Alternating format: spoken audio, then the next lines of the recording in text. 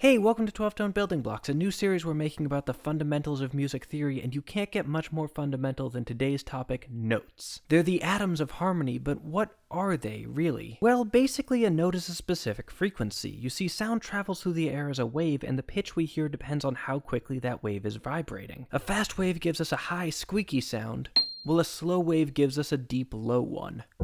We measure these in hertz, which is how many times the wave hits your eardrum per second, and humans can hear from around 20 hertz all the way up to 20,000, at least when you're young. When we hear two different notes, what our ears are actually measuring is the ratio of their frequencies. The most important ratio, at least to music theorists, is doubling. When we hear a doubled frequency, it sounds almost like the same note.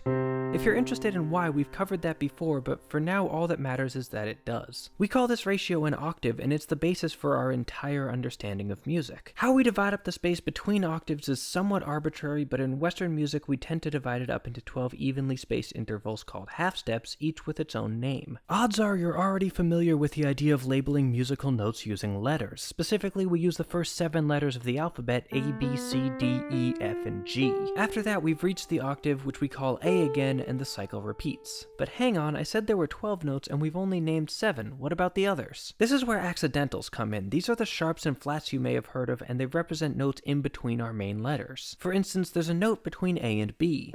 We can call it A sharp, meaning it's a half step above A, or B flat, a half step below B.